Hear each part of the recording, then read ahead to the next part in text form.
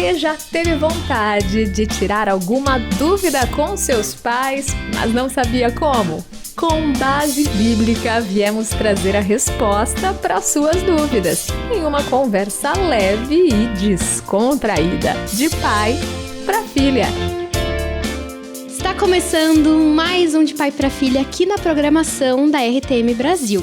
Se você quiser nos assistir e acompanhar todo o conteúdo aí do Hub de Conteúdo Jovem da RTM, você vai acessar @nacontramãortm no YouTube, para você poder seguir também a nossa juventude por lá, beleza?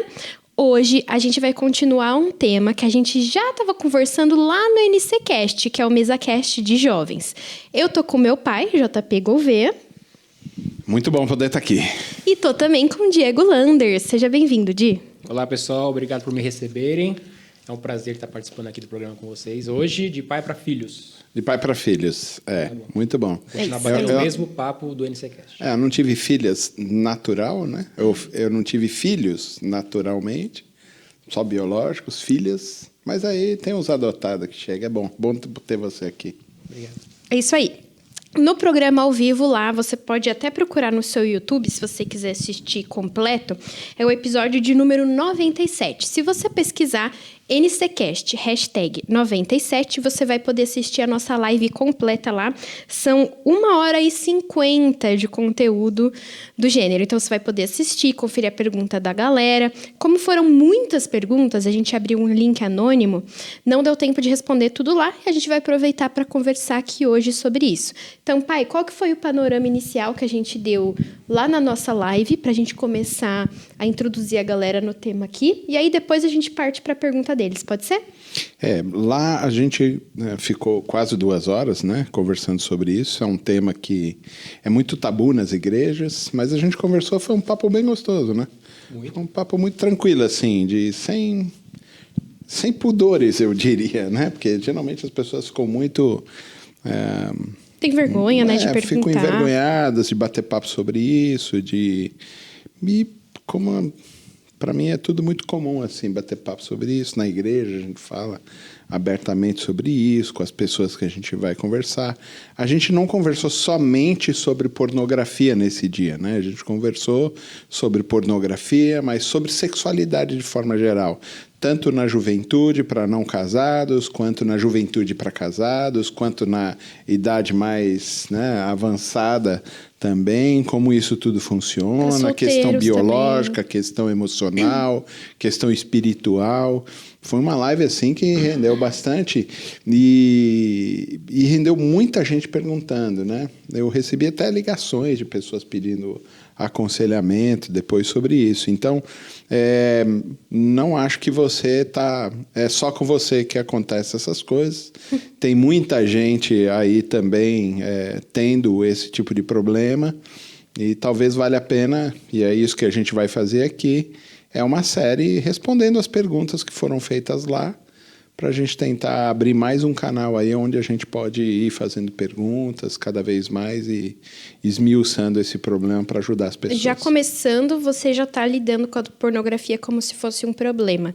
Pensando nisso, a gente está fazendo um recorte de acordo com a nossa fé, considerando que a pornografia é um problema. Mas com certeza tem gente que está ouvindo a gente também que quer entender por que é. A Bíblia fala sobre pornografia, por que a gente considera um pecado? Então, a questão do texto, né, bíblico sobre pornografia, é óbvio que isso não tem, né? Pornografia é uma coisa recente, né? Essa coisa da gravação de imagens e tudo mais. A gente vive numa sociedade hoje extremamente imagética, no sentido de gravação, né? Fotografia, vídeos e tudo mais. Mas isso sempre existiu. Existia na antiguidade desenhos sobre bordéis. isso. Muito bem. Falava-se sobre sexualidade, isso também era muito próximo nas estátuas que eram feitas, nas pinturas, né, que eram colocadas. Então, isso também se discutia lá para trás, tá? Mas, assim, que agora a gente trouxe para a tecnologia, né? Então, o que se fazia antes através da arte, da pintura, das esculturas, dessa coisa toda, agora, na minha época, era feita em revistas. Então, tinha que ir lá na banca de jornal, comprar uma revista. Depois apareceu a questão das blockbusters, né? Dos filmes alugados. Onde se alugava, né? Nas locadoras, né? De vídeo. E aí ia-se lá para fazer isso. Eu lembro que tinha a zona que era meio proibida, assim. Tinha sempre um lugar assim, meio recluso. A gente ia andando, eu lembro, eu e as meninas do meu pai levavam a gente saía correndo. Ei, cadê o Barbie? Cadê o Shrek? Ali não pode. E o fundo era proibido. E a gente ia correndo logo pro fundo. Aí meu pai... Pode voltar, vem cá. Aí não. As bancas de jornais também você não podia olhar para cima, né? Ficava em cima, assim, você tinha que olhar... Não, tinha bancas de jornais que eram só de pornografia. Sério? E tal, não sei o que lá. Só. Eu me lembro é pornografia, mas era uma coisa assim mais de elite, chique, que era Playboy, né? Então, assim, tinha muita coisa interessante de conteúdo, não só a mulher pelada ou qualquer coisa assim. Tinha entrevistas. O Juca Kfouri foi editor o Juca Kfouri é jornalista esportivo, né, tudo. Ele foi editor da Playboy e tudo. Então, você tinha, assim, realmente entrevistas que eram uma revista, mas tinha lá curadoria, conteúdo. E assim, os homens iam lá para olhar esse tipo de coisa, comprar, não só homens como mulheres também e tudo mais. Mas esse é um problema que atinge muito homens, né? Homens são muito visuais, né? Hoje a gente já percebe que existe um grupo grande também de mulheres que são visuais. Muito grandes. Inclusive, depois que a gente fez o programa ao vivo, o pessoal, né, os locutores fizeram um levantamento das participações via WhatsApp e a maioria dos comentários e pessoas pedindo ajuda ou comentando que gostaram ou que o conteúdo foi excelente ou que estão lutando com isso foi feminino. A maioria do público que estava Por isso, então a gente já tem um avanço para isso, apesar de a gente entender que a grande maioria do consumidor de pornografia é masculino, mas a gente tem também consumidoras, né, assíduas, né? Então, você está falando dessa relação com a imagem que se tornou mais popular e mais recente com a chegada da tecnologia e do recurso de impressão, isso sempre existiu, mas agora tem tecnologia e acessos. O que você estava dizendo é que não tem no texto bíblico algo escrito assim, então, não consuma pornografia. Então vamos lá para o texto bíblico. Eu acho que a gente contextualizou o processo, que sempre existiu desde a antiguidade. Agora você tem uma produção de conteúdo muito mais avançada ou muito mais tem muito mais coisa e muito acessível, quer dizer, hoje o acesso é muito fácil a esse tipo de coisa, então há que se evitar aqueles pelo menos que compartilham da fé cristã, né? Há que se evitar esse tipo de processo. Mas qual é o processo? A Bíblia não fala de pornografia assim, porque é óbvio, né? Ela vai falar sobre a sexualidade de forma geral. Então, onde está a sexualidade saudável, onde está a sexualidade que é prejudicial. Então, ela vai ser diametralmente oposta ou vai ser completamente contra prostituição. Ela vai ser completamente contra promiscuidade. Ela vai ser completamente contra o adultério. Você entendeu? Ela frontalmente... ela diz isso. Acho que por isso que se liga tanto com essa questão da nossa identificação, relação disso com o pecado. Porque quando a gente lê no texto bíblico, só de você olhar para uma outra pessoa e imaginar algo, você já pecou. E a pornografia é basicamente isso. Por né? isso, então vamos lá para esse lugar. Primeiro, a gente está aqui. Ela é diametralmente oposta a esses tipos de movimentos. Adultério, promiscuidade, prostituição. Ela é completamente...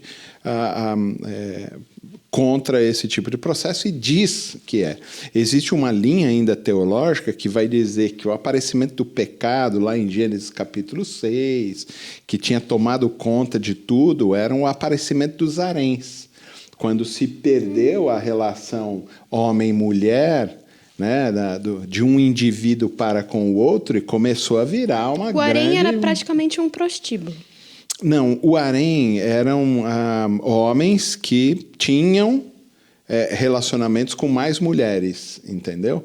Então, tinham mulheres que os reis tinham haréns, que eram mulheres que serviam o rei sexualmente. Então, um dia ele estava com a esposa, no outro dia ele podia estar com a outra, e depois teve a questão do concubinato, quer dizer, você tem uma esposa, mas tem uma concubina. Entendi. Era permitido mais a poligamia.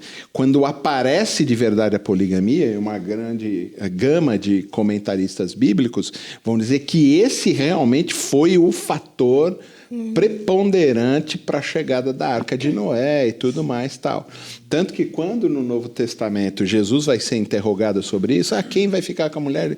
Cara, vocês estão pensando nisso? Você entendeu? Para falar sobre ressurreição, vocês estão pensando nesse tipo de coisa, que bobagem e tudo mais. Agora, a questão está aí. Quando Jesus diz assim, se você pensar em ter relacionamento com uma mulher que não é a sua esposa, você já pecou.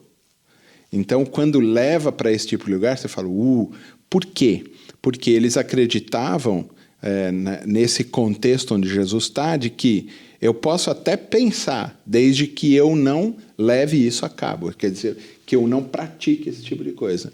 E Jesus está falando assim, não. Esse tipo de pecado, ou esses pecados quaisquer, do tipo, se eu pensar em assassinar alguém, já assassinei ela no meu coração. Se eu pensar em adulterar, já adulterei. Então, isso foi levado a cabo no sentido de...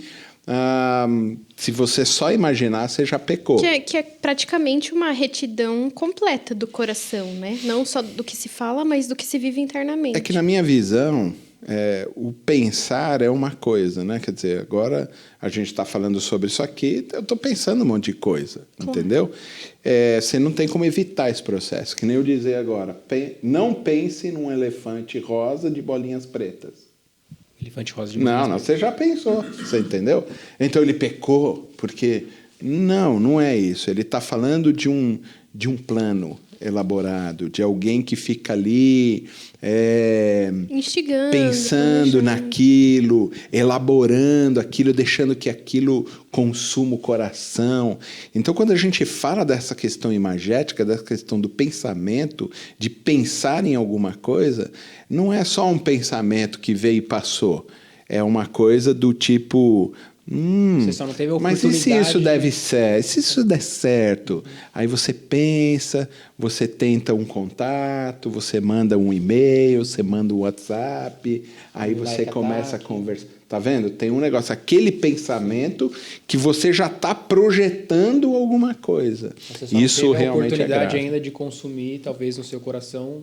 Se você tiver a oportunidade, você consome. Muito bem. O que a pornografia vai fazer? Para a gente terminar, que o nosso tempo é muito curto. Ela vai levar você a planejar. Ela vai levar você a um pensamento, a fazer um plano, a imaginar, a desejar uma coisa que pode ser perniciosa no processo inteiro. Bom, temos muitas perguntas ainda, né, Di? Muitas. E aí a gente volta, então, semana que vem. Lembrando que toda semana sai episódio novo do De Pai para Filhos, especial série sobre sexualidade e pornografia. Então, até quando, pai? Semana que vem. De pai para filha. Realização Transmundial.